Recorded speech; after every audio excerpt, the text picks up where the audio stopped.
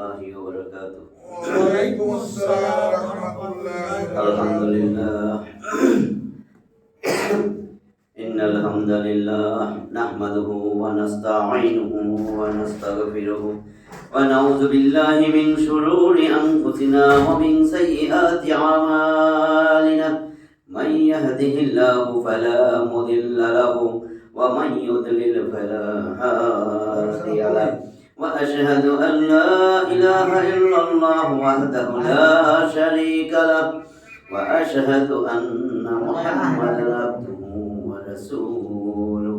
أما بعد فإن خير الحديث كتاب الله وخير الهدي هدي محمد صلى الله عليه وسلم وشر الأمور محدثاتها وكل محدثة بدعة وكل بدعة ضلالة وكل ضلالة في النار. رب اشرح لي صدري ويسر لي أمري واحلل عقدة من لساني يفقهوا قولي. الحمد لله الذي هدانا لهذا وما كنا لنهتدي لولا أن هدانا الله. মুহতারাম হাজিরিন, আল্লাহ তাআলার অশেষ মেহেরবানি যে আমরা নামাজের পরে আল্লাহর ঘর মসজিদে তাফসীর শোনার জন্য বসতে পারছি। পর্দার আড়ালে আমাদের মা বোনরাও আছেন, যারা আমরা নিয়মিত আসতেছি। এটা বহুত বড় আল্লাহর মেহেরবানি যে আল্লাহ তাআলা আমাদেরকে, আমাদের অন্তরকে কোরআনের তাফসীরের জন্য কবুল করে নিছেন। এই জন্য রব্বে কারিমের দরবারে দিল থেকে জবান খুলে দিয়ে জোরে সরে কালেমায়ে শুকর আদায় করি। সবাই বলি আলহামদুলিল্লাহ। ধারাবাহিকভাবে সূরা মায়দা পর্যন্ত আমরা 31 নম্বর আয়াত পর্যন্ত তাফসীর করছি। আজকে 32 নম্বর আয়াত থেকে আউযু বিল্লাহি মিনাশ শাইতানির রাজীম। বিসমিল্লাহির রাহমানির রাহিম। من أجل ذلك كتبنا على بني إسرائيل أنه من قتل نفسا بغير نفس أو فساد في الأرض فكأنما قتل الناس جميعا ومن أحياها فكأنما أحيا الناس جميعا ولقد جاءتهم رسولنا بالبينة ثم إن كثيرا منهم بعد ذلك في الأرض لمسرفون. 32 নম্বর আয়াত আল্লাহ তাআলা বলেন মিন আজলি যালিক, এই কারণেই কাতাবনা আলা বনি ইসরাঈল আন্নাহু, কাতাবনা আমি বিধান করে দিয়েছিলাম, আলা বনি ইসরাঈল আন্নাহু আমি তাদের উপরে এই বিধান দিয়েছিলাম, বনি ইসরাইলের উপরে আমার এই হুকুম আমি দিয়ে রেখেছিলাম। মান কতালা নাফসাম বিগাইরি নাফসিন আও ফাসাদ ফিল আরদি, আল্লাহ বলেন যে আমি বনি ইসরাইলের উপরে এই হুকুম বিধান দিছিলাম যে যেই ব্যক্তি কাউকে হত্যা করা কিংবা জমিনে ফাসাদ সৃষ্টি করা ছাড়া যে কাউকে হত্যা করে, এমন কাউরে হত্যা করছে যে জমিনে কোনো ফাসাদ সৃষ্টি করে নাই, কোনো মানুষের হত্যাও করে নাই, তারে যে হত্যা করলো ফাকান্নামা কাতালান নাস জামিয়া, সে যেন সমস্ত মানুষকে হত্যা করলো। আল্লাহ বলেন আমি বনি ইসরাইলের জন্য এই বিধান, এই হুকুম বিধান লিখেছিলাম যে ব্যক্তি কোনো জমিনে ফাসাদ সৃষ্টি করে নাই, বিপর্যয় সৃষ্টি করে নাই, দাঙ্গা হাঙ্গামা ঘটায় নাই, অথবা কোনো মানুষের হত্যাও করে নাই, তারে যদি কেউ হত্যা করে তাহলে সে যেন গোটা দুনিয়ার মানুষকে হত্যা করলো।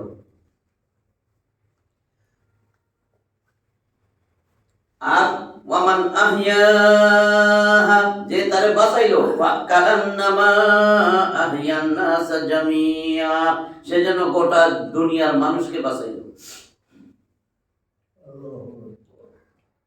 ওয়ালাকাদ জাআতহুম রাসূলুনা বিল বায়িনাত, অবশ্যই অবশ্যই আমি তো তাদের কাছে সুস্পষ্ট দলিল প্রমাণ সহ আমার রাসূলদেরকে পাঠাইছি।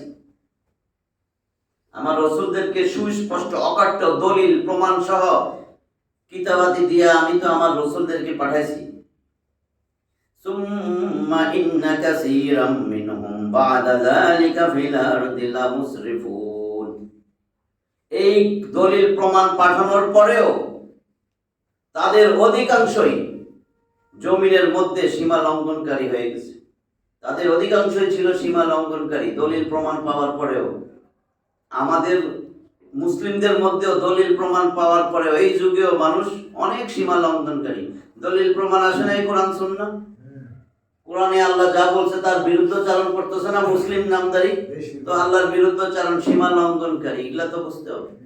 আল্লাহ কয় সীমা লঙ্ঘনকারী আয় আমার কাছে তো আসবি, সুম্মা ইলাইনা তুরজাউন, আমার কাছে কি ফিরে আসবা না? তারপরে শেষ পর্যন্ত আমার কাছেই আসবা।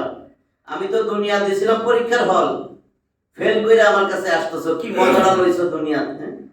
আমার খাও আমার পরো, কি কি দেয়নি আল্লাহ আমাদেরকে? হাত দিয়া লিখতেছি, হাত দিয়া চলতেছি, পাও দিয়া চলতেছি, আল্লাহর চোখ দিয়া দেখতেছি, আল্লাহর কান দিয়া শুনতেছি, আল্লাহর জিহ্বা দিয়া কথা কইতেছি, খাওয়া দাওয়া করতেছি, আল্লাহর লিভার কিডনি ফুসফুস নিজে একটারও রাত্রে ধুইয়া মুইচ্ছা কিডনি ধন যে না আমার লিভারটা আমি পরিষ্কার করে ঘুমাই মাসে একবার। নিজেরটা নিজে দেখতেছেন, সে দেখারও শক্তি নাই। আল্লাহ সব কিছু যন্ত্রপাতি, একটা ফ্যাক্টরি চালাইতেছে, খাওয়া দাওয়া করতেছেন, বজ্র পদার্থ প্রস্রাব পায়খানা হয়ে যাইতেছে, শুকরিয়াও নাই। শুকরিয়া স্বরূপ কইছে না বাথরুমে ঢুকবেন দোয়া কইরা, বাইরেবেন দোয়া কইরা। কত মুসলিম এই দোয়াগুলা জানে না, আপনি হিসাব করে দেখেন তো। ভাই দোয়া কইরা লাভটা কি? কি এর আল্লাহ, কি এর কি? কারণ আপনার গায়েবের উপরে যার যত বিশ্বাস সে তত দুর্নীতিবাজ থেকে পয়সা যাবে। গায়েবের উপরে যার বিশ্বাস আছে সে কোনোদিন সুদ খাবে না। বলেন, আপনি বলতে পারেন যে আমি তো পরকাল বিশ্বাস করি, এটা মুখে মুখে অন্তরে না। যার পরকালে বিশ্বাস তারে ঘুষ দিলেও ঘুষ খাবে না, সুদ দিলেও সুদ খাবে না, লোন নিয়েও সে লোনের জন্য সুদ দিবে না। ওরে বাবা, তুই 3 বেলা খাইতে পারছ, লোন নেস কেন? কিসের আশায় লোন নিস? লোনটা না নিলে ফ্যাক্টরি হইতো নি, লোনটা না নিলে বাড়িটা হইতো নি, লোনটা নিয়ে যে সুদ দাও। সুদদাতা, সুদগোর, সুদের লেখক, সুদের সাক্ষী, 4 জন জাহান্নামী। সুদদাতা, সুদখোর, সুদের লেখক, সুদের সাক্ষী, 4 জন জাহান্নামী। সুনানে নাসাই মধ্যে হাদিসটা আছে। এগুলা তো সীমা লঙ্ঘনকারী, যে সুদ খায়। সীমা লঙ্ঘন মানে কি? যে আল্লাহর বিধানের বাইরে চলছে, এটাই তো সীমা লঙ্ঘনকারী। আল্লাহ সীমা দিয়ে দিছে, এই সীমার বাইরে যাবে না, এটা আবার হুদুদুল্লাহ, আল্লাহর সীমা। আল্লাহর সীমার অতিক্রম করলে তো সীমা লঙ্ঘনকারী, সীমা অতিক্রমকারী।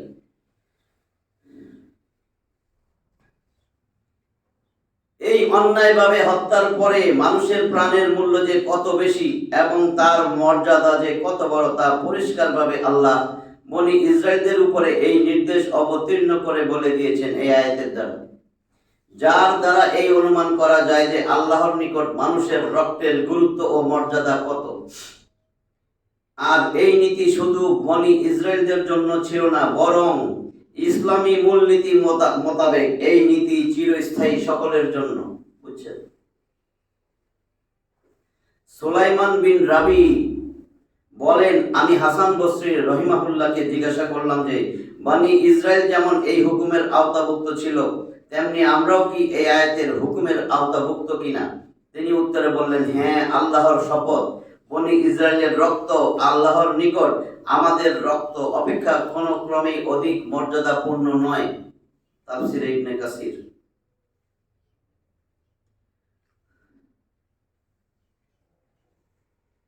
আয়াতের এই অংশে ইহুদিদেরকে ভীতি প্রদর্শন ও তিরস্কার করা হয়েছে, কেননা তাদের নিকট আল্লাহ প্রেরিত নবীগণ সুস্পষ্ট দলিল ও অকাট্য প্রমাণ নিয়ে আগমন করেন, কিন্তু তা সত্ত্বেও তাদের নীতি হচ্ছে সবসময় সীমা লঙ্ঘন ও বিরুদ্ধচারণ। ইহুদিরা, দেখছেন না?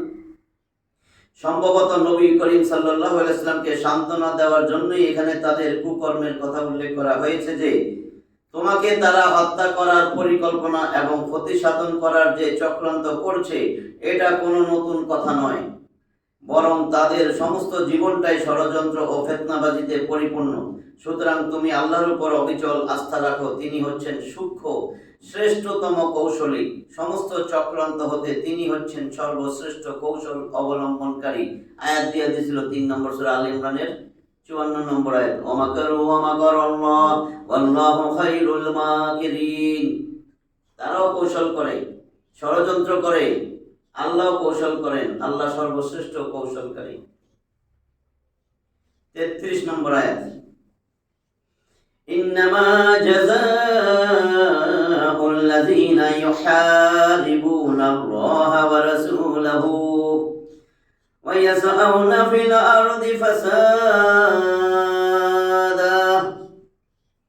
আন ইউকাত্তালু আও ইউসাল্লাবু আও তুকাত্তা'a আইদিহিম ওয়া আরজুলুহুম মিন খিলাফ আও ইউনফাউ মিনাল আরদ যালিকা লাহুম খিযুন ফিদ দুনিয়া ওয়া লাহুম ফিল আখিরাতি আযাবুন আযীম। এখানে কি বলে দেখেন, ইন্নামা জাযাউল লাযীনা ইউহারিবুনাল্লাহা ওয়া রাসূলাহু, মূলত জাযাউল লাযীনা ইউহারিবুন, তারা যুদ্ধ ঘোষণা করেছিল, তারা যুদ্ধ করে আল্লাহ আল্লাহ রাসূলের বিরুদ্ধে। মূলত যারা আল্লাহ আল্লাহ রাসূলের বিরুদ্ধে যুদ্ধ করে তাদের প্রতিফল কি হবে, প্রতিদান, ওয়ায়াসআউনা ফিল আরদি ফাসাদা, এবং আল্লাহ আল্লাহ রাসূলের বিরুদ্ধে যারা যুদ্ধ করে এবং যারা বিপর্যয় সৃষ্টি করে, জমিনের মধ্যে দাঙ্গা ফাসাদ সৃষ্টি করে, তাদের প্রতিফল, তাদের শাস্তি এই যে আইয়ুকাত্তালু, তাদেরকে হত্যা করা হবে, আও অথবা ইউসাল্লাবু, তাদেরকে ক্রুশবিদ্ধ করা হবে, আও অথবা তুকাত্তা'a আইদিহিম ওয়া আরজুলুহুম মিন খিলাফ, বিপরীত দিক থেকে তাদের ডান হাত আর বাম পাও, ডান পাও আর বাম হাত এইভাবে উল্টা উল্টা কর্তন করা হবে, আও অথবা ইউনফাউ মিনাল আরদ, দেশ থেকে বাইর করে দেওয়া হবে। বলছে যারা আল্লাহ আল্লাহ রাসূলের বিরুদ্ধাচরণ করবে, করছিল, করবে, তাদের শাস্তি নির্ধারণ করছেন আল্লাহর আয়াত। যারা আল্লাহ এবং আল্লাহ রাসূলের বিরুদ্ধাচরণ করেছিল, করবে এবং জমিনে ফাসাদ সৃষ্টি করবে, মিলেন আমাকে জমিন আছে, কারো ভাগ্যে 4 নম্বরটা পড়ে গেছে। আল্লাহ কি করবে, ইউকাত্তালু, তাদেরকে হত্যা করা হবে, নাইলে শুলে চড়ানো হবে, নাইলে তাদের বিপরীত দিক থেকে হাত পা কাটা হবে, নাইলে দেশ থেকে বাইর করে দেওয়া হবে। আল্লাহর গজব পড়ছে নি, দেশ থেকে বাইর করে দেওয়া হবে, বিচার হবে না। কেউ না পারলে আল্লাহ তো পারে। যালিকা লাহুম খিযুন ফিদ দুনিয়া ওয়া লাহুম ফিল আখিরাতি আযাবুন আযীম। এটাই হচ্ছে তাদের জন্য খিযুন, অপমান, লাঞ্ছনা এই দুনিয়ার মধ্যে, আর আখিরাতে তো কঠিন আযাব আছেই আছে। দুনিয়াতেই লাঞ্ছনা করা আযাব, আর আখিরাতে তো আছে কঠিন আযাব। শিখতেছে না নতুন গুলাও শিখতেছে না। উক্ত আয়াত অবতীর্ণ হওয়ার কারণ এই যে কয়েকটা কারণ দিছে এখানে। উকল বা উরাইনা গোত্রের কিছু লোক, উরাইনা অথবা উকল একটা গোত্র, এই গোত্রের কিছু লোক মুসলমান হয়ে মদিনায় আসছে এবং মদিনার আবহাওয়া তাদের অনুকূলে ছিল না, প্রতিকূল, অসুখ বিসুখ হয়ে থাকত। এই জন্য নবী করিম সাল্লাল্লাহু আলাইহি ওয়াসাল্লাম তাদেরকে মদিনার বাহিরে পাঠিয়ে দিয়েছেন, যেখানে সাদাকার উট পাওয়া যায়, সাদাকার উট আছে, সেখানে পাঠিয়ে দেন। সেখানে তারা উটের প্রস্রাব ও দুধ পান করে, তাতে আল্লাহ আরোগ্য দান করবেন। যদি তারা করে, উটের প্রস্রাব ও দুধ ওষুধ হিসাবে, দাওয়া হিসাবে, রাসূল তো তাদেরকে পাঠিয়ে দিয়েছেন। মদিনার বাইরে সাদগার উট ছিল, সেখানে পাঠিয়ে দেন। সেখানে তারা উটের প্রস্রাব এবং দুধ পান করবে, তাতে আল্লাহ আরোগ্য দান করবেন। সুতরাং কিছুদিনের মধ্যেই তাদের অসুখ ভালো হয়ে গেল। অসুখ ভালো হওয়ার পরে এরা ওই উটের রাখাল গুলোরা হত্যা করে উট লইয়া পলাই যাইতেছে। যখন রাসূল সাল্লাল্লাহু আলাইহি ওয়াসাল্লামের নিকটে এই সংবাদ আইসা পৌঁছাইলো, তখন তিনি সাহাবায়ে কেরামগণকে হুকুম করলেন, যাও তোমরা তাদের পিছনে পিছনে যাও, তাদেরকে ধরো, উট সহ আটক করো। ধরে আনার নির্দেশ দেন। অতঃপর তাদেরকে, এইখানে ভুল বুঝাবুঝি আছে, আমি পুরাটা বলতেছি। অতঃপর তাদেরকে পাকড়াও করে রাসূল সাল্লাল্লাহু আলাইহি ওয়াসাল্লামের সামনে পেশ করা হলো। নবী কঠোর, নবী বিভিন্ন এই আয়াতের প্রেক্ষিতে অনেক কিছু বলা হয়েছে, সন্ত্রাসী। হ্যাঁ, অথচ এই রাসূল পাঠাইছেন, ওরা আরোগ্য লাভ করছে, উটের রাখালরে হত্যা করছে, চোখ মুখ নাক কান কেটা পিটা ভ্যানিশ করছে। তাহলে মৃত্যুর বদলে মৃত্যু। আল্লাহ বিধান দিছে না, চোখের বদলে চোখ, কানের বদলে কান, নাকের বদলে নাক, জখমের বদলে অনুরূপ জখম, হত্যার বদলে হত্যা। তো নবী তো আল্লাহর আদেশই পালন করবে। নবী আল্লাহর আদেশ পালন করবে না? নবী তো এই জন্যই নবী, যে এক বিন্দু এদিক সেদিক করেনি আল্লাহর হুকুমে। অতঃপর তাদেরকে পাকড়াও করে রাসূল সাল্লাল্লাহু আলাইহি ওয়াসাল্লামের সামনে পেশ করা হলো। নবী করিম সাল্লাল্লাহু আলাইহি ওয়াসাল্লাম তাদের হাত পা কেটে ফেলা এবং চোখে গরম শলাকা ফেরানোর নির্দেশ দিলেন। হাত পা কাটো, চোখের মধ্যে শলাকা ঢুকাও, কেননা তারাও রাখালদের সাথে অনুরূপ আচরণ করেছিল। এইটুকু আর কয় না, রাখালদের সাথে অনুরূপ আচরণ করছে। অতঃপর তাদেরকে রৌদ্রে রাখা হইল, ফলে তারা ধরফর করে মৃত্যুবরণ করলো। সহিহ বুখারীতে এই শব্দ সহ বর্ণিত হয়েছে যে তারাও চুরি করেছিল, হত্যা করেছিল। এই যেগুলা মুসলিম হইয়া মদিনায় এসে রাসূলের কাছে, তারা চুরিও করেছিল, হত্যাও করেছিল, ঈমান আনার পর কুফরিও করেছিল, আর আল্লাহ তার রাসূল সাল্লাল্লাহু আলাইহি ওয়াসাল্লামের বিরুদ্ধে যুদ্ধও করেছিল। এত কিছু করছে। 34 নম্বর আয়াত, ইল্লাল্লাযীনা তাবু মিন ক্বাবলি আন তাকদিরু আলাইহিম ফা'লামু আন্নাল্লাহা গফুরুর রহিম। ইল্লাল্লাযীনা তাবু, তারা ছাড়া যারা তওবা করছে। তওবাটা করতে হবে কখন? আপনার কাছে আত্মসমর্পণ করার আগে, সারেন্ডার করার আগে। আপনার সব ধ্বংস করে দিয়েছে, যখন ধৈর্য ফেলেছেন, শাস্তি দিবেন, তখন যদি তওবা করে, যে আগে তওবা করছে তার তওবা কিরকম, আর যে সারেন্ডার হওয়ার পরে তওবা করছে তার তওবাটা কেমন? জানিস আমি কেনই অন্যটা করলাম, হাই হাই তওবা করে বলেছে আল্লাহর কাছে। এর কিছুদিন পরে মানে তারে ধৈর্য ফেলেছে মানুষজন, এখন তওবা করে। পার্থক্য আছে না দুইটার মধ্যে? দেখেন, ইল্লাল্লাযীনা তাবু মিন ক্বাবলি আন তাকদিরু আলাইহিম, তারা ছাড়া যারা তওবা করে তোমরা তাদের উপর নিয়ন্ত্রণ লাভের আগে, তাদের উপরে যখন নিয়ন্ত্রণ তোমরা নিয়ে নিছো, তার পূর্বে যারা তওবা করে, ফা'লামু, তোমরা জাইনা রাখো, আন্নাল্লাহা গফুরুর রহিম, নিশ্চয় আল্লাহ গফুর, আল্লাহ রহিম, মুবালাগার শব্দ। আল্লাহর মতন এত ক্ষমাশীল, পরম ক্ষমাশীল, পরম দয়ালু আর কেউ নাই। আল্লাহ তাদেরকে ক্ষমা করে দিবেন। আল্লাহ তো জানে আপনি কি কারণে এখন আত্মসমর্পণ করতেছেন, যে আমার তো বাইরে দেবো, ধৈর্য ফেলেছে না, দৌড়ে তো করতাম না তবা। এর মধ্যে দুইটা ব্যাখ্যা আছে। যে ব্যক্তি গ্রেফতার হওয়ার পূর্বে তওবা করে, ইসলামী শাসনের আনুগত্যের কথা ঘোষণা করবে, তওবা করবে আর ইসলামী শাসনের আনুগত্য, জানি ইসলাম মাইনা নিলাম। যেই ব্যক্তি গ্রেফতার হওয়ার পূর্বে তওবা করবে, ইসলামী শাসনের আনুগত্যের কথা ঘোষণা করবে, তাকে ক্ষমা করে দেওয়া হবে, আর ইসলামী দণ্ডবিধি তার উপর প্রয়োগ করা হবে না। কিন্তু তা সত্ত্বেও ওলামাগণের মধ্যে এই ব্যাপারে মতানৈক্য রয়েছে। যেমন কোন ব্যক্তি কাউকে হত্যা করলো, অথবা ধন সম্পদ লুণ্ঠন করলো, অথবা কারো মান ইজ্জত হরণ করলো, তাহলে কি এই অপরাধগুলি ক্ষমা হয়ে যাবে, অথবা তার প্রতিশোধ গ্রহণ করা যাবে? কোন কোন ওলামার উক্তি হচ্ছে ক্ষমা হবে না, বরং প্রতিশোধ গ্রহণ করা হবে। ইমাম শাওকানি রহিমাহুল্লাহ ও ইমাম ইবনে কাসির রহিমাহুল্লাহ গণের উক্তি হচ্ছে, আয়াতের বাহ্যিক শব্দ দ্বারা এটা জানা যাচ্ছে যে সমস্ত শাস্তি তার উপর থেকে উঠে যাবে, কিন্তু হ্যাঁ, যদি গ্রেফতার হওয়ার পর তওবা করে তাহলে তার অপরাধ ক্ষমার যোগ্য হবে না, বরং সে শাস্তির উপযুক্তই থাকবে। শাস্তি হবে, এরপরে তো হ্যাঁ শাস্তি দিয়া এখন তওবা কর।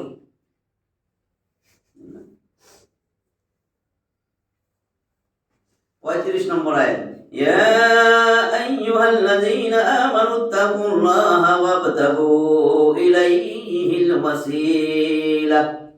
এবার ওয়াসিলা বুঝবেন, কয় না ওসিলা ধরতে হবে। প্রত্যেকটা জায়গায় তাফসীরে সব জায়গায় বলছে ওসিলা কি, বীর ধরো ওসিলা, ওইটা ধরো ওসিলা, এটা ধরো ওসিলা, মানে লিখছি ওসিলা মানে আল্লাহর নিকটবর্তী হওয়া। ওয়াজাহিদু ফি সাবিলিহি লাআল্লাকুম তুফলিহুন। ইয়া আইয়ুহাল্লাযীনা আমানু, হে ঈমানদারগণ, ইত্তাকুল্লাহ, আল্লাহকে ভয় করো, ওয়াবতাগু, সন্ধান করো, ইলাইহিল ওয়াসিলা, কেমনে আল্লাহর কাছাকাছি যাইবা, নৈকট্য লাভ করবা, সেটা অনুসন্ধান করো। ওয়াসিলা মানে নৈকট্য লাভের উপায়। ওয়াজাহিদু ফি সাবিলিহি, আর আল্লাহ তাআলার রাস্তায় জিহাদ করো, কষ্ট মুজাহিদা সংগ্রাম করো, লাআল্লাকুম তুফলিহুন, তাহলে তোমরা সফলকাম হইবা। ওসিলা শব্দের অর্থ ওই জিনিস যার মাধ্যমে আকাঙ্ক্ষিত বস্তু লাভ করা যায় অথবা কোন বস্তুর নিকটবর্তী হওয়া যায়। আপনি তো ওসিলা ধরবেন আল্লাহর নিকটবর্তী হইতে, আল্লাহর নৈকট্য লাভের উপায় অবলম্বন করো। এর ভাবার্থ হচ্ছে এমন কর্ম সম্পাদন করা, এমন কাজ করা, তাহাজ্জুদের দ্বারা কাঁদবেন, তেমন আল্লাহর নৈকট্য হয়ে গেছে। বীরের রাত্রিরা কাঁদেন, যার দ্বারা তুমি আল্লাহর সন্তুষ্টি ও সান্নিধ্য অর্জন করতে পারো। ইমাম শাওকানী রহিমাহুল্লাহ বলেন, ওসিলা শব্দটি নৈকট্য লাভের অর্থ বোঝায়। তাছাড়া সংযম, তাকওয়া ও অন্যান্য ভালো কর্মের সাথে সম্পৃক্ত, যার দ্বারা বান্দা আল্লাহর নৈকট্য অর্জন করতে পারে, শুধু আমল, কোনো ব্যক্তি না।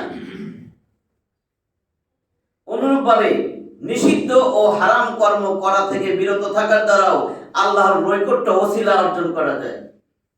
হাদিস দিয়েছেন রাসূল 2305 নম্বর হাদিস, তিরমিজির হাদিস, আন আবি হুরায়রা রাদিয়াল্লাহু তাআলা আনহু قال قال রাসূলুল্লাহ সাল্লাল্লাহু আলাইহি ওয়াসাল্লাম, ইত্তাকিল মাহারিম তাকুন আবাদান নাস। আবু হুরায়রা রাদিয়াল্লাহু তাআলা আনহু থেকে বর্ণিত, তিনি বলেন, নবী করিম সাল্লাল্লাহু আলাইহি ওয়াসাল্লাম বলেছেন, ইত্তাকিল মাহারিম তাকুন আবাদান নাস, তোমরা হারাম নিষিদ্ধ কাজ ছেড়ে দাও, তোমরা সবচেয়ে আল্লাহর আবেদ, সবচেয়ে ঈমানদার বান্দা হয়ে যাবে, আবেদ হয়ে যাবে, ইবাদতকারী হিসেবে আল্লাহর কাছে গণ্য হইবে, আল্লাহর নৈকট্য লাভ করবে। তাহলে হারাম কাজ বর্জন করা, কেননা নিষিদ্ধ ও হারাম কাজ বর্জন করাও আল্লাহর নৈকট্য অর্জনের মাধ্যম। কিন্তু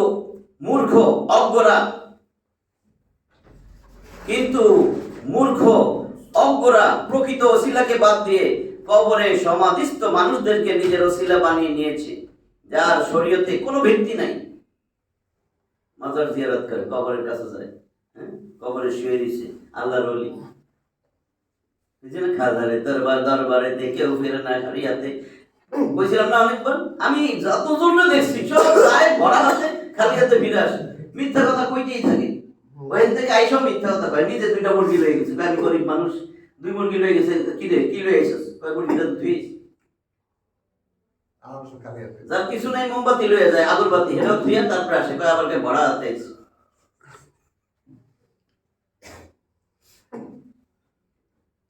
আর কি সব জিকির করে দেখেন না, খাজা বাবা কি করে, কতর পর দেয়, কেউ উজু নাই, লুঙ্গি পায়খানা লেগে গেছে, কোথায় এসেছে, কত খাজা বাবা এটাই দিছে, রহমতের পানি মিশিয়ে খায়। আমরা যখন জমজম আনলে পানি মিশিয়ে ব্যাগমান চলে দিই, এরকম দেয়। খাজাইয়া বাবা এটা দিছে, খাজাইয়া দিছে, তাই জন্য খাজা খাজিয়া দিছে।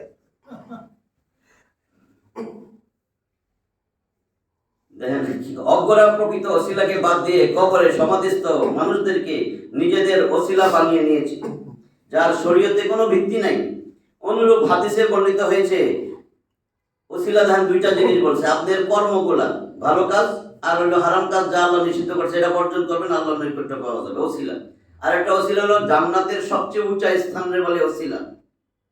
এই জন্য আজানের পরে আমরা দোয়া করি, আল্লাহ রসুলের যেন সর্বোচ্চ স্থান দান করে। আজানের দোয়া শিখাইছে না, আল্লাহুম্মা রাব্বা হাযিহি দাওয়াতি তাম্মা ওয়াস সালাতিল কায়িমা আতি মুহাম্মাদানিল ওয়াসিলা ওয়াল ফাদিলা ওয়া বা'আসতু মাকামান মাহমুদান আল্লাযী ওয়া'আদতা। দেখছেন ওয়াসিলা, ওইটাই বলছে জান্নাতের সুউচ্চ স্থানকে ওয়াসিলা বলা হয়, যা নবী করিম সাল্লাল্লাহু আলাইহি সাল্লামকে প্রদান করা হবে। আর এই জন্যই নবী সাল্লাল্লাহু আলাইহি সাল্লাম বলেছেন, যে ব্যক্তি আযানের পরে এই দোয়া পাঠ করবে, যার জন্য আমার সুপারিশ, তার জন্য আমার সুপারিশ হালাল হয়ে যাবে। এই যে দোয়াটা বললাম এখন, যে এই দোয়া পাঠ করবে, যে দোয়া বলছি, আল্লাহর রাসূল বলেন তার জন্য আমার সুপারিশ হালাল হয়ে যাবে জান্নাত। আগে দুরূদ পরে দোয়া। হ্যাঁ, 36 নম্বর আয়াত, ইন্নাল্লাযীনা কাফারু লাউ আন্না লাহুম মা ফিল আরদি জামিআ ওয়া মিসলুহু মা'আহু লিয়াফতাদু বিহি মিন আযাবি ইয়াউমিল কিয়ামাহ মা তুকব্বিলা মিনহুম ওয়া লাহুম আযাবুন আলীম। ইন্নাল্লাযীনা কাফারু, নিশ্চয়ই যারা অস্বীকার করেছে, কুফরি করেছে, অবিশ্বাস করেছে, লাউ আন্না লাহুম, তাদের জন্য, মা ফিল আরদি জামিআন ওয়া মিসলুহু মা'আহু, এই জমিনে যা আছে সব কিছু এবং তার অনুরূপ আরো কিছু যদি তারে দেওয়া হয় ওই সময় কিয়ামতে, লিয়াফতাদু বিহি মিন আযাবি ইয়াউমিল কিয়ামাহ, কিয়ামতের দিনে, কিয়ামতের যে আযাব, যে শাস্তি, ওই শাস্তির সময় তারে যদি দুনিয়ায় যা আছে সব কিছু দেওয়া হয় এবং এর অনুরূপ আরো দেওয়া হয়, এবং সে এটা দিয়া তার কিয়ামতের আযাব এর বিনিময় দিতে চায়, এর বিনিময় মুক্তি, মা তুকব্বিলা মিনহুম, তবুও সেটা তার কাছ থেকে কবুল করা হবে না, গ্রহণ করা হবে না। কে দিব এগুলি?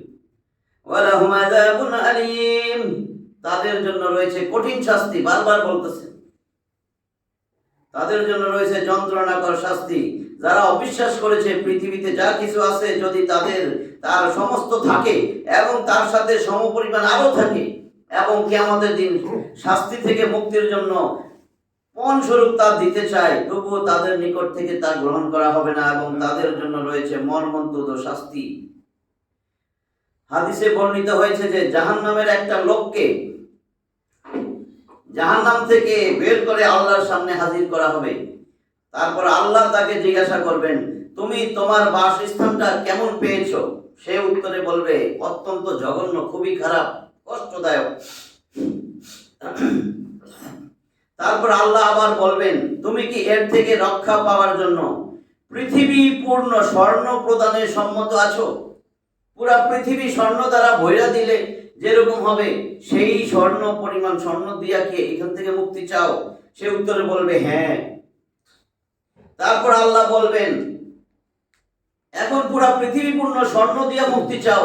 আমি তো তোমার কাছ থেকে অল্প চাইছিলাম দুনিয়ায় থাকতে, এখন দান সদকা করেনি। ফকিরের চাইলে এটা কিন্তু এলাকায় সবসময় দিতে ব্যবসা করে, এই ব্যবসা করুক না, হে যেমন চাই করুক, আপনারা তো আল্লাহ পাঠাইছে, দেয়নি দেখি, প্রত্যেক দিন আসুক না, আপনারা তো হেরে দেখতে পাইনি, আপনি দান করতে বলছে, অল্প চাইছে না? আর পৃথিবী পূর্ণ স্বর্ণ কার কাছে আছে? আছে তাইলে আপনি বলেন, উদাহরণ দিছে আল্লাহ কেমন? তারপর আল্লাহ বলবেন, আমি তো তোমার নিকট পৃথিবীতে এর থেকে বহু বহু কম চেয়েছিলাম, কিন্তু তুমি সেটাও দাও নাই, পরোয়াও করো নাই। অতঃপর পুনরায় তাকে জাহান্নামে নিক্ষেপ করা হবে। গায়েবে বিশ্বাস নাই তো? গায়েবে যদি বিশ্বাস থাকতো, গায়েবে বিশ্বাস, আপনি একটা জিনিস বলি দেখেন গায়েবে বিশ্বাস কেমন। এখন 100 বছর আগে যে মারা গেছে, তারে যদি উঠে না এখানে বসান, এখন তারে উঠে আনছেন, আল্লাহ তুমি দাও না, দাও আল্লাহ, এটা তো সম্ভব না, দিল আল্লাহ, এই না বসাইছি, হ্যাঁ, বসানোর পরে এখন যদি তারে বলা হয়, গায়েবে বিশ্বাস দেখেন কেমন, যে মুরব্বী এই দেখেন এই মোবাইল, এই দেখেন, এটা তো আপনি চিনেন, আপনিও বাংলাদেশি ছিলেন, এই যে বাংলাদেশ পুরান ঢাকা, এই যে মোবাইলে টিপ দিলাম, দেখেন আমেরিকায় এখন ভিডিও কল, আমি সাথে সাথে আমেরিকায় আমার বন্ধুর সাথে কথা কইতেছি, দেখেন সে দেখতেছে, আরে অডিও ভিডিও সব, ওই দেখেন সে হাত লড়ায়, আমি হাত লড়াই, এই আমার টাটাতে দিতেছে, আমার সালাম দিতেছে, ওর বাথরুম টাথরুম, ওর ঘর বাড়ি দেখাইতেছে। বিশ্বাস করবেনি? যদি এই লোকটারে 100 বছর আগে কইতেন এটা তিনও গায়েব, অসম্ভব বেটা, আমেরিকা এত 1000 কিলোমিটার দূরে, আর আপনি হিন্দি কথা কইবেন আর সে কথা কইব, ভিডিও দেখাইব, এটা গায়েব, সে বিশ্বাস করে নাই তো। এখন আজকে বসাইছেন, এখন উঠে আসছে, সে কিন্তু বিশ্বাস করবে না। যখন দেখাইবেন তখন সে বিশ্বাস করবে। তার মানে 100 বছর আগে এটা ছিল গায়েব, 50 বছর আগে ছিল গায়েব। এখন যদি এই যে আল্লাহ যে বলছে দান সদকা, 1000 টাকা বাইর করে 500 টাকা দান করি, মনে হইতেছে আমার 500 টাকা তো কমে গেল। যদি গায়েবে বিশ্বাস থাকে, এই 500 টাকা কিন্তু আল্লাহর ব্যাংকে জমা হয়ে গেল, আল্লাহর ব্যাংকে জমা হয়ে গেল। আর যদি 1000 টাকা দিলাম যে সামনের শনিবার 1 সপ্তাহ পরে কিন্তু 1100 দিয়ে, মনে হইতেছে 100 টাকা বাড়ছে, তাই না? আমরা বাস্তববাদী না, বাস্তবে নগদে বিশ্বাসী। কিন্তু এই 100 টাকা এটা কিন্তু সুদ, এটা আল্লাহর নিষেধ ছিল, সুদে আনন্দ পাই, হ্যাঁ, এটা কিন্তু আমার ক্ষতির কারণ। কিন্তু আমি এখন যেহেতু বস্তুবাদী, বাস্তবে বিশ্বাসী, নগদে বিশ্বাসী, এই জন্য এটা ধরে নিছি বাড়ছে তো 1100 হয়েছে, আর ওটা তো এখন 500। এই বেটা খালি কইলে হইব নাকি? 1000 ছিল হতে 500, আর ওটা আরে 1100। এটা হলো গায়েবের উপর বিশ্বাস। অনেক কিছু ছিল গায়েব, এই যে কথা এখান থেকে ওখানে চলে যেতেছে। এখন আমরা বিশ্বাস করি 1000 বছর কেন, যখন জমিন সৃষ্টি হয়েছে, দুনিয়া সৃষ্টি হয়েছে, তখনও কথা এত দূর দুনিয়ায় ঘুরছে, কিন্তু আমাদের প্রযুক্তি ছিল না, আমরা বুঝি নাই। আল্লাহ যখন দুনিয়া সৃষ্টি করছে, মানুষ সৃষ্টি করছে, তখনই যত মানুষ কথা বলছে, তখনই কিন্তু এইগুলা পৌঁছাইছে আমেরিকা, অস্ট্রেলিয়া ছাড়া। কারণ আমাদের সবার কথা, এই বদরের যুদ্ধ লাইভ দেখা যাবে। আলোর গতির থেকেও অতি গতি যদি যন্ত্র আবিষ্কার করা যায়, এবং সেটা দিয়ে আলোর গতির থেকেও অতি গতি, তাহলে আমরা ওই বদরের যুদ্ধ লাইভ দেখতে পারবো। আপনার নিজের মানুষের তৈরি যন্ত্র দিয়ে যদি এখন আমেরিকায় কথা বলা যায়, আমার কথা আমেরিকায় শুনে, আমার আব্বাই শুনে, আমার ছেলে মেয়ে শুনে, সবাই তো এখন ভিডিওতে কল করেন, শুনে না? সাথে সাথেই শুনে। তাহলে আমার কথা আল্লাহ শুনে না? যে আল্লাহ মানুষের ব্রেন দিছে, ওমা অতীত মিনালিল বিল্লাহ কালিলা, আমি তোমাদের যত সামান্য জ্ঞান দিছি, এই যত সামান্য জ্ঞান দিয়া যে যন্ত্র আমার হাতে তুলে দিছে, সেটা দিয়া যদি আমার এরকম মানুষের তৈরি যন্ত্র দিয়া সাথে সাথেই আমেরিকায় কথা বলা যায়, তাহলে আমার কথা আল্লাহ শুনে না? অবশ্যই, যেটা কল্পনা করি এটা শুনতে হবে। গায়েবে বিশ্বাস, পিঁপড়া হাঁটে, পিঁপড়ার শব্দ শোনা যায়, কিন্তু আমরা শুনি না। আল্লাহ সুলাইমান আলাইহিস সালামকে এই জিনিসটা দিছিল যে সে পিঁপড়ার কথা বুঝে। তার মানে পিঁপড়ার মুখ থেকে এমন কিছু সাউন্ড, যেটা সুলাইমান আলাইহিস সালামের ব্রেনে আল্লাহ সিস্টেম চালু করে দিয়েছে, ওই সাউন্ড সে বুঝে। এখানে নিয়ে আসেন, আমি বাংলা কথা বলবো, চীনের মানুষ বুঝবে না, কিন্তু পিঁপড়ার কথা সুলাইমান আলাইহিস সালাম বুঝছে, আমরা বুঝি না। সুলাইমান আলাইহিস সালাম ওই সিস্টেম দিয়ে দিয়েছে। কুকুরের ঘ্রাণ শক্তি এত বেশি, মানুষ বুঝে না, কিন্তু কুকুরে, এই যে আমরা মনে করি কুকুরে দেখা তার প্রভু চিনে, কুকুরে দেখা চিনে না, কিন্তু কুকুরে ঘ্রাণে চিনে যে তার মনি পাইছে। ঘ্রাণ শক্তি মানুষের থেকে 10,000 গুণ বেশি, 1 গুণ 2 গুণ না, তার ঘ্রাণ শক্তি এত বেশি। আপনি একটা মানুষের একটা যদি পচা গলা বা একটা মানুষের ক্যান্সার হয়েছে, এই ক্যান্সারওয়ালা মানুষরে কোন রকমে আপনি কোন জায়গায় কবর দিচ্ছেন, নিজে খুঁজে পাইতেছেন নাই, কুকুর কিন্তু ওই সেলের গ্রাম নিয়ে কিন্তু খুঁজে বাই করে দিব। তাহলে সবকিছুই কিন্তু আছে। আমরা কবরের আযাব আমরা দেখি না, শুনি না, আমরা শুনি না। গরু ছাগল শুনে, কেন শুনে? ওর সেই শোনার ক্যাপাসিটি আল্লাহ দিয়ে দিচ্ছে, সে শুনে। এগুলো সব গায়েবে বিশ্বাস রাখতে হবে। গায়েবে বিশ্বাস যদি থাকতো, দেখবেন যে বড় চোর, সন্ত্রাসী, চাঁদাবাজি, এগুলোর গায়েবে বিশ্বাস নাই, হোক মুসলমানের বাচ্চা। এই নেতা নেত্রীরও কোনো বিশ্বাস নাই, এই জন্যই চুরিদারি বদমাশি করে ওই যেটা আল্লাহ কইছে আখিরাতের ব্যাংকে জমা করে, ওরা সুইস ব্যাংকে জমা করে। যে দেশ থেকে যদি একদিন পলায় যায়, মানুষ তো মারতে আইব, যে কামগুলো করছি তো পলায় যাবো, হেদিক যায় আরামে থাকবো। দুনিয়ায় আল্লাহ এটা দেখাইতেছে, তুই আরামে থাকবি, ওখানে চিন্তা করস, চাষগা পলায় আরামে থাকস। ধরে তো বলছি দুনিয়ার জীবন অস্থায়ী, চিরস্থায়ী জীবনে আরামে থাকার জন্য যার যত বেশি টাকা আমার ব্যাংকে জমা আছে, সে তো আখিরাতে এসে সেরকম আরামে থাকবি। যার যত বেশি আমল, সে ওরকম তত আরামে থাকবে না। ওর মর্যাদা আরো বেশি থাকবে। এই জন্য তো বলছে দুনিয়ায় থাকতে তুমি আমল বানাও, আমল বানাও, আমল বানাও।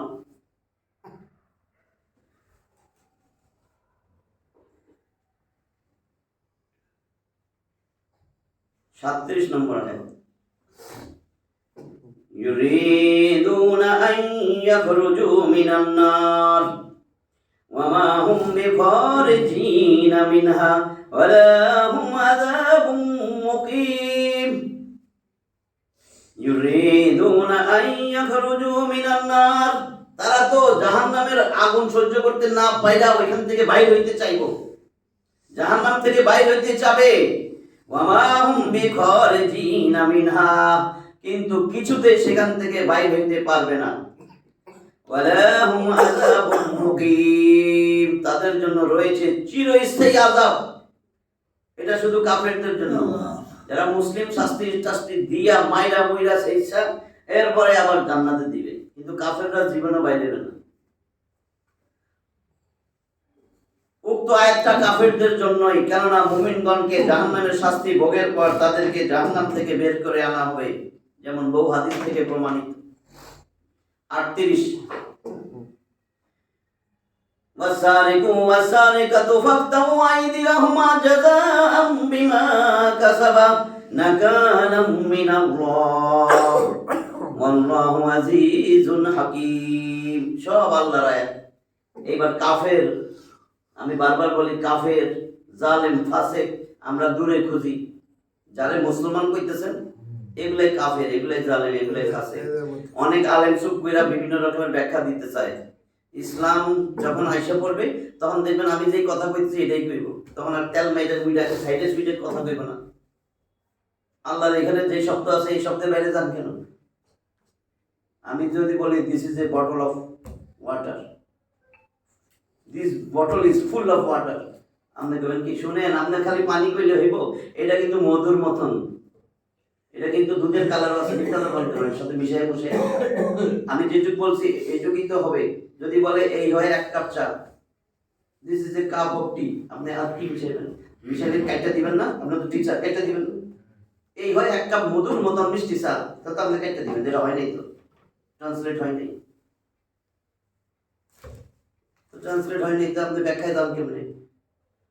এলেন বলেন ওয়াসারিকু ওয়াসারিকাতু, পুরুষ চোর মহিলা চোর, ফাকতাহু আইদিয়াহুমা, ধরা পড়ছে তার হাত কেটে দাও, জাযাআম বিমা কাসাবা, এটা তার কর্মের ফল। চুরি করলো কেন? নাকালাম মিনাল্লাহ, আল্লাহর পক্ষ থেকে দণ্ডবিধি। আল্লাহ কয় এটা আমার আইন, এটা আমার দণ্ডবিধি। ওয়াল্লাহু আজিজুন হাকীম, আল্লাহ মহাপরাক্রমশালী, হিকমতে পরিপূর্ণ, প্রজ্ঞাময়। আল্লাহর আইন, আল্লাহ কয় আমি কইছি হাত কেটে দাও। আল্লাহ আপনি এখানে বেজাল করেন না তো, সরেন, এখন হাত কাটুন দেব না। হ্যাঁ, এটা হবে? হইব নি? এবার দেখেন কি বলছে। কত জাহেরিয়া মাযহাবের ফিকহবিদদের অভিমত এই যে চুরির এই বিধান সকল প্রকার চুরির জন্য ব্যাপক। কিছু ফিকহবিদ বলতেছেন চাহে সেটা অল্প চুরি হোক অথবা বেশি হোক, বা সুরক্ষিত জায়গা থেকে চুরি হোক অথবা অরক্ষিত জায়গা থেকে চুরি করা হোক, সর্বাবস্থায় চোরের হাত কাটতে হবে। আবার কিছু ফিকহবিদদের অভিমত এই যে এই চুরি সুরক্ষিত জায়গা থেকে হইতে হবে এবং নির্দিষ্ট পরিমাণের মাল চুরির শর্ত আছে। একটা নির্দিষ্ট পরিমাণ, এর বেশি হইলে, এই নির্দিষ্ট পরিমাণ হইলে তখন হাত কাটবে, অল্প হইলে কাটা যাবে না। দুইটা গ্রুপ হয়েছে। পরন্তু সেই নির্দিষ্ট পরিমাণের ব্যাপারে তাদের মধ্যে মতভেদ রয়েছে।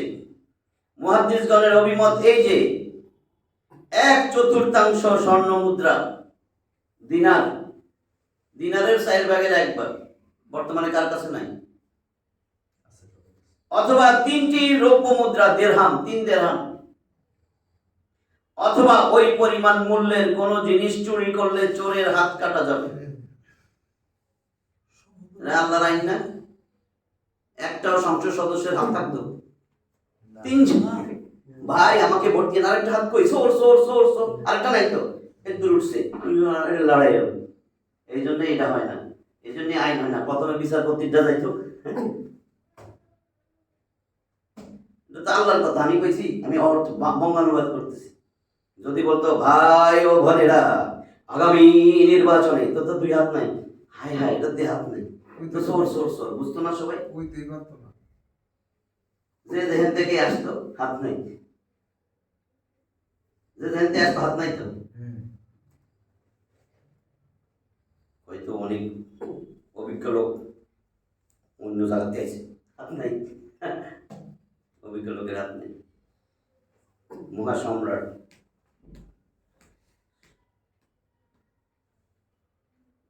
আমি বললে এগুলাই বলে না, হ্যাঁ, গোটা কোরআনে এটা তো আল্লাহর বিধান, আল্লাহর হুকুম। ইনিল হুকমু ইল্লা লিল্লাহ। আল্লাহ ছাড়া কেউ বিধান দিতে পারে না, হুকুম দিতে পারে না, আইন দিতে পারে না, কানুন দিতে পারে না। লাহুল খালকু ওয়াল আমর, জমিন যার আইন চলবে তার। আপনার আইন বানান গিয়া নিজের বাপের জমিন আছে। ইয়া মাআশারাল জিন্নি ওয়াল ইনস ইন ইসতাতাতুম আন তানফুযু মিন আকতারিস সামাওয়াতি ওয়াল আরদ ফানফুযু লা তানফুযুনা ইল্লা বিসুলতান। আছে না আয়াতটা? 55 নম্বর সূরা আর রহমান 33 নম্বর আয়াত। ও জিন ও ইনসান সম্প্রদায়, তোমার যদি এত ক্ষমতা থাকে, আমার আসমান আর জমিনের সীমানা পার হইয়া বাইরে হইয়া যায় তারপরে করো। আর পারবানি আমার সীমানা অতিক্রম করে যাও? আছে আল্লাহর সীমানা অতিক্রম করে যাইতে পারবেন? ভাই চাঁদের দেশে যাও। চাঁদের দেশ কার? আল্লাহ কয় ফানফুযু, যাও যাও অতিক্রম করো। লা তানফুযুনা ইল্লা বিসুলতান, আমি সুলতান, আমি সম্রাট, আমি আল্লাহর অনুমতি ছাড়া কোথাও তো যাইতে পারবে না। কোন জায়গায় আছে তোমার আব্বার, তোমার আম্মার?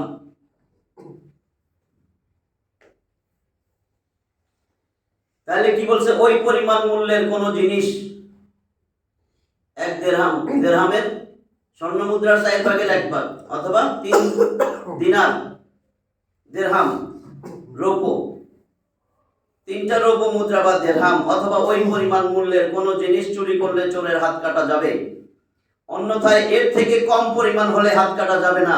আবার হাত কাটবেন কতদূর? কোনই পর্যন্ত না, ওই বাহু কাঁধ পর্যন্ত না, কবজি ফালাই দিবেন। কারণ এই কবজি দিয়েই ধরছিল সরে, এইবার তুই হেটা দিয়ে ধর, এটা দিয়ে ধর, 5 পয়সা তো উড়াইতে পারবি না।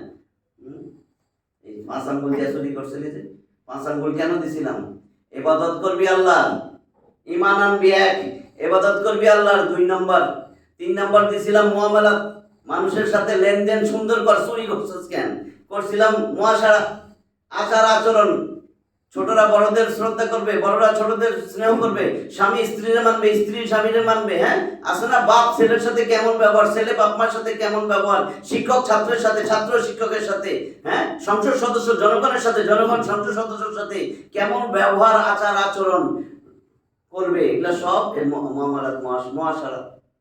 5 নম্বর আখলাক, তোর চরিত্র কেমন হবে? তোরে তো আমি পাঠাই দিয়েছিলাম নবীর আদর্শ গ্রহণ করার জন্য, চরিত্রহীনের আদর্শ গ্রহণ করলি কেন? কম বুঝো? তোমারে দিয়েছিলাম সর্বশ্রেষ্ঠ মানব, আদর্শ মানব, নবীর আদর্শ গ্রহণ করার জন্য, তুমি চরিত্রহীনের আদর্শ গ্রহণ করলা কেন? কি জবাব? সীমা লঙ্ঘনকারী কে? আল্লাহটাই শুনি নাই। আল্লাহ কইছে হেরে ধরো, হেরে ধরো কইছে। অনুরূপভাবে হাত কবজি পর্যন্ত কাটা হবে, কোনই বা কাঁধ পর্যন্ত নয়। 39 ফামান তাবা মিন বাদি যুলমিহি ওয়া আসলাহা ফাইন্নাল্লাহা ইয়াতুবু আলাইহি ইন্নাল্লাহা গফুরুর রহিম। ফামান তাবা মিন বাদি যুলমিহি ওয়া আসলাহা, অতঃপর যেই ব্যক্তি এই জুলুম করার পরে তওবা কইরা নিছে এবং নিজের সংশোধন কইরা ফেলবে, ফাইন্নাল্লাহা ইয়াতুবু আলাইহি, আল্লাহ তার তওবা কবুল করবেন। ইন্নাল্লাহা গফুরুর রহিম, আল্লাহ গফুর, আল্লাহ রহিম। বুঝছেন তো? যে এখন কি করছে? আল্লাহর কাছে একেবারে জুলুমের পরে তওবা করছে, নিজের পরিবর্তন করে ফেলেছে, আল্লাহ তার তওবা কবুল করবেন। চিন্তা করে তওবা করি, আল্লাহ মাফ করে দিয়ে আবার চুরি করবো, আবার বাটপারি করবো, আবার এটা করবো, হ্যাঁ, এখন আবার এসব কিছু একটা বলবো জনগণের কাছে। আল্লাহর কথা কই, তওবা করি, আমি একবার ভালো হয়ে গেছি, ফেরেশতা গেছি, আমি কোরআন সুন্নাহ দিয়া দেশ চালাবো, কইয়া লই একটু তাড়াতাড়ি, কইয়া লই, কইয়া লই, কি কইয়া লই জানি, কইয়া লই যে আমার যেটা আই হ্যাভ এ কোরআন। এইবার আসেন 40 নম্বর আয়াত। আমার কিন্তু কোরআন আছে, যে আই হ্যাভ এ কোরআন।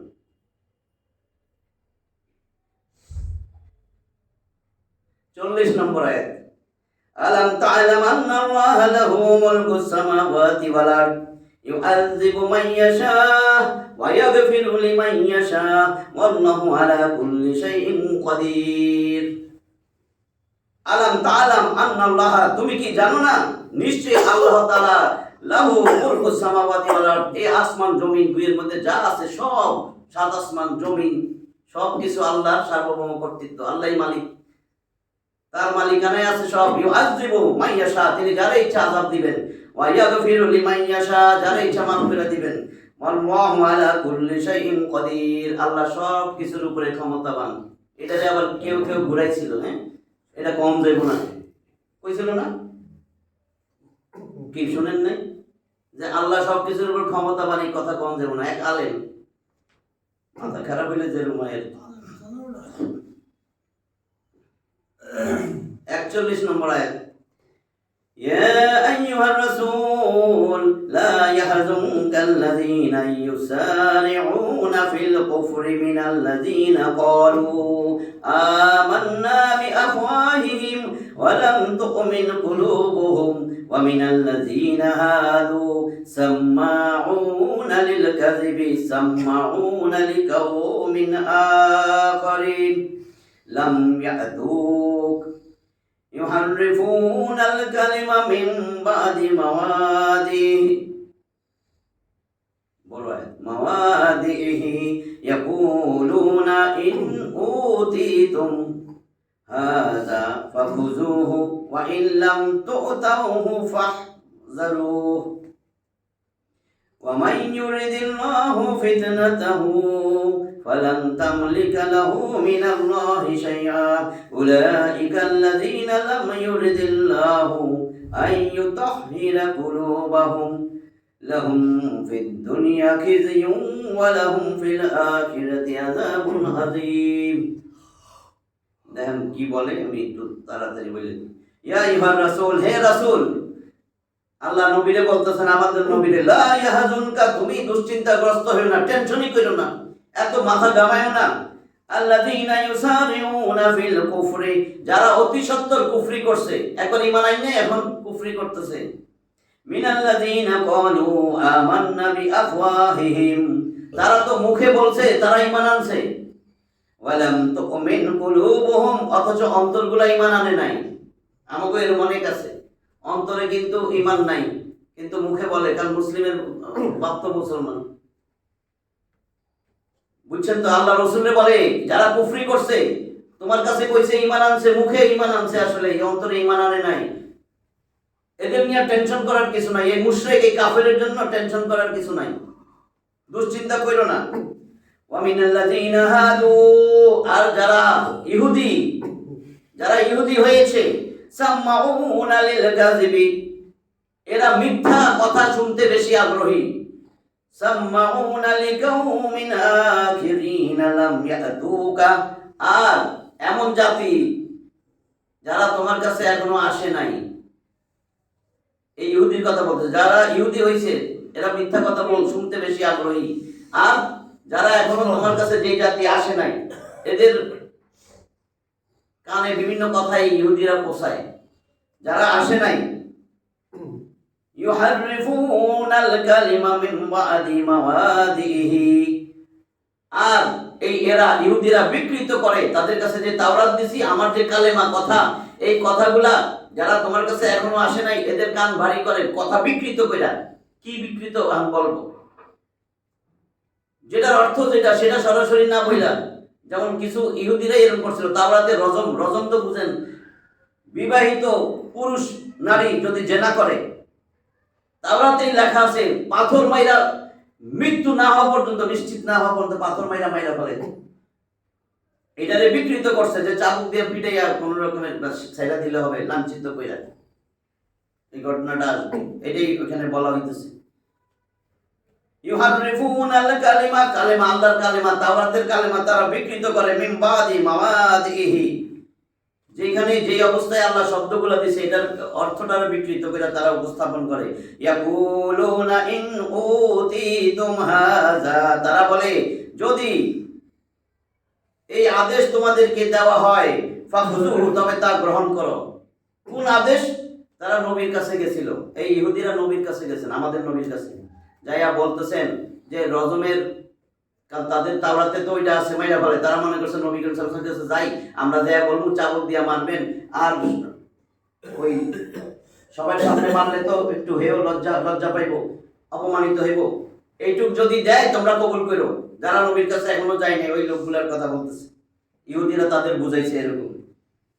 ওয়া ইল্লাম তুতাহু ফাহজারু, আর যদি এই বিধান না দেয় তাহলে তোমরা বর্জন করো। পরে আমি ব্যাখ্যায় বুঝাই দিতেছি। ওয়া মাই ইউরিদিল্লাহু ফিতনাতাহু, আর আল্লাহ চান তাদেরকে পরীক্ষায় ফেলতে, ফালান তামলিকা লাহু মিনাল্লাহি শাইআ, আল্লাহ তাদেরকে পরীক্ষায় ফেলতে চান, তোমরা তো আল্লাহ চাইলে কেউ বাঁচাইতে পারবে না।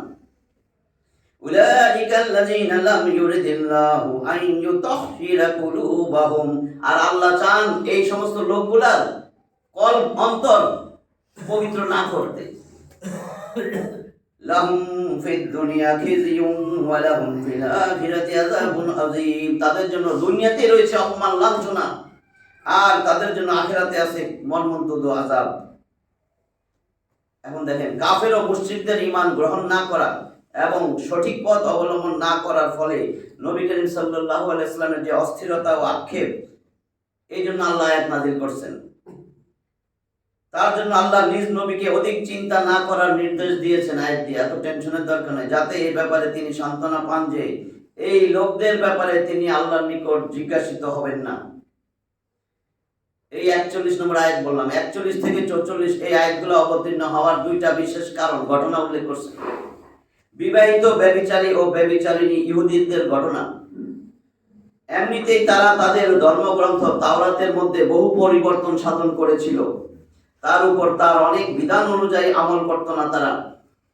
তার মধ্যে একটা বিধান রজম বা পাথর নিক্ষেপ করে হত্যা করার দণ্ডবিধি, যা তাদের গ্রন্থে বিবাহিত ব্যভিচারী নারী পুরুষের জন্য বিদ্যমান ছিল, যা আজও বিদ্যমান আছে।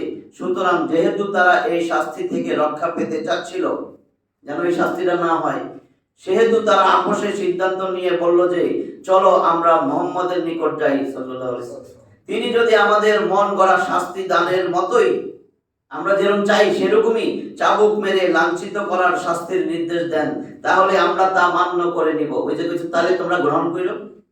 অন্যথায় তিনি যদি রজম বা পাথর মেরে হত্যা করার নির্দেশ দেন, তাহলে আমরা সেটা মানব না। আব্দুল্লাহ বিন ওমর রাদিয়াল্লাহু তাআলা আনহু বলেন, ইহুদিগণ রাসূল সাল্লাল্লাহু আলাইহি ওয়াসাল্লামের নিকট উপস্থিত হলো। তিনি তাদেরকে জিজ্ঞাসা করলেন, তোমাদের তাওরাতে রজমের ব্যাপারে কি নির্দেশ রয়েছে? নবী জানেন, জিজ্ঞাসা। তারা বলল, তাওরাতে ব্যভিচারের শাস্তি হিসাবে তাকে চাবুক মারা ও লাঞ্ছিত করার কথা উল্লেখ আছে। এই কথা শুনে ওইখানে আব্দুল্লাহ বিন সালাম ছিলেন। আব্দুল্লাহ বিন সালাম রাদিয়াল্লাহু তাআলা আনহু বললেন, তোমরা তো মিথ্যা বলতেছো, তাওরাতে পাথর ছুঁড়ে হত্যার নির্দেশ রয়েছে, যাও তাওরাতটা নিয়ে আসো দেখি। তারা তাওরাত নিয়ে এসে পড়তে শুরু করলো বটে, কিন্তু রজমের আয়াতের উপর হাত রেখে দিয়ে পূর্বাপর সমস্ত কিছু পড়ে শোনালো। আব্দুল্লাহ বিন সালাম রাদিয়াল্লাহু তাআলা আনহু বলেন, হাতটা সরাও দেখি।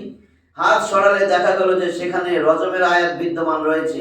তখন তাদেরকেও স্বীকার করতেই হলো যে মুহাম্মদ সাল্লাল্লাহু আলাইহি ওয়াসাল্লাম সত্যই বলছেন, তাওরাতে রজমের আয়াত আছে। অতঃপর রাসূল সাল্লাল্লাহু আলাইহি ওয়াসাল্লামের নির্দেশ ক্রমে ব্যভিচারী দ্বয়কে, ওই যেটাতে নিয়ে আইছিল, পাথর নিক্ষেপ করে হত্যা করে দেওয়া হলো। একটি অন্য ঘটনা বর্ণনা করা হয় যে ইহুদিদের একটা গোত্র অন্য গোত্র অপেক্ষা বেশি সম্ভ্রান্ত ও মর্যাদা সম্পন্ন মনে করত। হিন্দুদের মধ্যে শ্রেণী বিন্যাস আছে, দেখছেন না? আর এই কারণেই নিজেদের লোক খুন হলে অপর গোত্রের নিকট থেকে 100 অশাক রক্তপণ দাবি করত। 100 অশাক।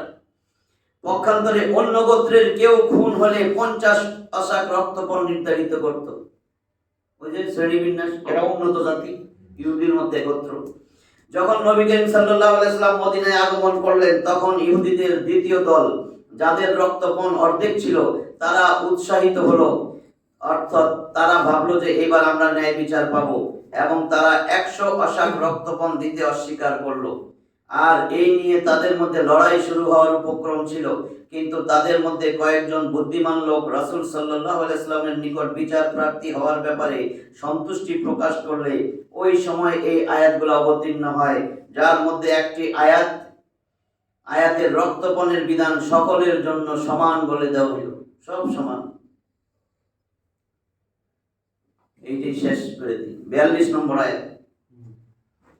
সাম্মাউনা লিল কাযিবি আক্কালুনা লিল সুহতি ওয়া ইন জাউকা ফাহকুম বাইনাহুম আও আরিদ আনহুম ওয়া ইন তুরিদ আনহুম ফালান ইয়াদুররুকা শাইআ ওয়া ইন হাকামতা ফাহকুম বাইনাহুম বিল কিসত ইন্নাল্লাহা ইউহিব্বুল মুকসিতিন। সাম্মাউনা লিল কাযিবি, তারা মিথ্যা কথা শুনতে বেশি আগ্রহী ছিল এই দিন। আক্কালুনা লিসুহতি, আর অবৈধ জিনিস ভক্ষণ করা, অবৈধ যেটা সুদ ঘুষ হারাম যে সমস্ত জিনিস, এগুলো ভক্ষণ করতে আগ্রহী আর মিথ্যা কথা শুনতে আগ্রহী। আমরা তো সুদ খাইতে আগ্রহী না, ঘুষ খাইতে আগ্রহী না, তারপরে হারাম খাইতে আগ্রহী না। ফাইন জাউকা ফাহকুম বাইনাহুম, অতঃপর তারা যদি তোমার কাছে আসে, নবীরা বলতেছেন, ফাহকুম বাইনাহুম, তাদের মাঝে তুমি বিচার করে দাও, আও অথবা আরিদানহুম, তুমি তাদেরকে উপেক্ষা করো, দরকার নাই, তুমি উপেক্ষা করো। ওয়া ইন তুরিদানহুম, যদি তুমি তাদের উপেক্ষা করো, ফালান ইয়াদুররুকা শাইআ, তারা তোমার বিন্দু মাত্র কোনো ক্ষতি করতে পারবে না। ওয়া ইন হাকামতা, আর যদি তুমি বিচার করো, ফাহকুম বাইনাহুম বিল কিসত, তাইলে ন্যায় বিচার কইরা দাও তাদের মাঝে। ইন্নাল্লাহা ইউহিব্বুল মুকসিতিন, নিশ্চয়ই আল্লাহ ন্যায় বিচারকারীদেরকে ভালোবাসেন। ন্যায় বিচার আমাদের দেশে আছে,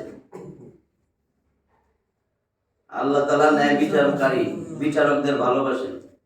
এবার বলেন, তাহলে বিপরীতটা আল্লাহ ঘৃণা করেন, আযাব আর আযাব হবে না এই সমস্ত বিচারপতিদের? আইন তো সবার জন্য সমান, দেখছেন এখানে বলছিল সমান হয়েছে, বিন্দু মাত্র এই দেশে এখন পর্যন্ত আইন নাই, কারোর জন্য সমান না। সাধারণ মানুষের জন্য আইন একেবারে কঠিন, চোর বদমাইশ গুন্ডা এদের জন্য আইন একেবারে সহজ। কয় আয় আয় আমার কোলে আয়, আয় কোলে আয়। এই জন্য আসলে এই সমস্ত মানুষের দিলের ভিতরে কোরআনটা ঢুকাইতে হবে, আল্লাহর ভয় ঢুকাইতে হবে, পরকালের বিশ্বাস, গায়েবের উপর বিশ্বাস। এই জন্যই তো বলছে, বাকারার প্রথম দিকে বলছে না, গায়েবের উপর বিশ্বাস, এমনি বলে নাই তো। গায়েবের উপর বিশ্বাস থাকলে আল্লাহর ভয় ঢুকে যাবে। মৃত্যুর পরের জিন্দেগি বিশ্বাস নেই, এই জন্য তো চুরিদারি বদমাশি সব করতেছে, ভাই ভাইরে খুন করতেছে, মনে করছে এরপরে তো মরে যাবো, শেষ, এখন যা আছে খাইয়া লই, জেনা বেবিচার কইরা ধুইয়া বইরা ধুই। এই জন্য ওই কোরআন ছাড়া মানুষ হেদায়েত হবে না, এই কোরআনরে বাদ দিয়ে দিতেছে। এই কোরআন দিয়া সংসদ চললে আসলেই শান্তি আসবে। আল্লাহ কয়, আল্লাহ থেকে কোন বেটা বেশি বুদ্ধিমান? একজনের নাম বলেন তো, আমগো দেশ লাগবে না, পশ্চিমে আছে। তাহলে আল্লাহর বিধানটা ফালাই দিতেছেন। আবার কোন আপনারা উচ্চ শিক্ষিত, আমরা উচ্চ শিক্ষিত, আমরা জজ, ব্যারিস্টার, উকিল, মুক্তার, ডাক্তার, ইঞ্জিনিয়ার। এই জন্য বলছে, ইন্না শাররা দাওয়াবি ইনদাল্লাহি সুম্মাল বুকমুল লাযিনা লা ইয়াকিলুন, আমি আল্লাহর কাছে তুই কুত্তা শুয়োরের থেকে নিকৃষ্ট। আমি আল্লাহ তোরে বিবেক দিয়েছিলাম, জ্ঞান বুদ্ধি দিয়েছিলাম। আল্লাহ কয়, আয়াত বাইর করেন সূরা আনফাল 8 নম্বর সূরা 22 নম্বর আয়াত, ইন্না শাররা দাওয়াবি ইনদাল্লাহি, আমি আল্লাহর কাছে তুই কুত্তা শুয়োরের থেকে নিকৃষ্ট। নিশ্চয়ই, আবার আল্লাহ জোর দিয়েছেন, এমফাসিস, ইন্না, নিশ্চয়ই, শাররা দাওয়াবি, আমার ভূপৃষ্ঠে চলে এমন সমস্ত জীবজন্তুর মধ্যে তুই সবচেয়ে নিকৃষ্ট আমি আল্লাহর কাছে। ইনদাল্লাহি সুম্মাল বুকমুল লাযিনা লা ইয়াকিলুন, তোরে আমি আকল দিয়েছিলাম, তোর চোখ কান নাক বিবেক বুদ্ধি সব দিয়েছিলাম, তুই কুত্তা শুয়োরের থেকে নিকৃষ্ট। এটা একটু ভয় লাগে না? একটু ভয় লাগে না? আল্লাহ আমাদেরকে বোঝার তৌফিক দেয়। তাফসীরে বসছি, কোরআন কি বলে, আল্লাহ কি চায় সেটা জানার জন্যই তো বসছি। তাফসীর মানে তো ব্যাখ্যা, আল্লাহর কোরআনের ব্যাখ্যা। এই কোরআনটাকে নিয়ে সংসদে যাইতে বলছে, যদি তুই মানুষ হস, তুই কি এর বিপক্ষে? আল্লাহ আমাদের চোখ কান নাক খোলক, আমাদের জ্ঞান বুদ্ধি খোলক, আমরা আসলে কি চাই, যে ভাই তুমি ক্ষমতায় আসো, আমি তো গরু। আচ্ছা গরুই ক্ষমতা আসো, এই কোরআনটা তোমার কামড় দেয় নাই, তুমি কোরআনটা নিও। গরু তোমাকে আমি শ্রদ্ধা করি। আমি তো বললাম একটা গরু আসুক সংসদে, কোরআন নিয়ে কথা বলুক, আমি তো তার মাথায় পিলার আসবো, আমি তার কথা সারাদিন বলবো। কাজে আল্লাহ আমাদের বুঝার তৌফিক দান করুন। আমিন। ওয়া আখিরু দাওয়ানা আলহামদুলিল্লাহি রাব্বিল আলামিন।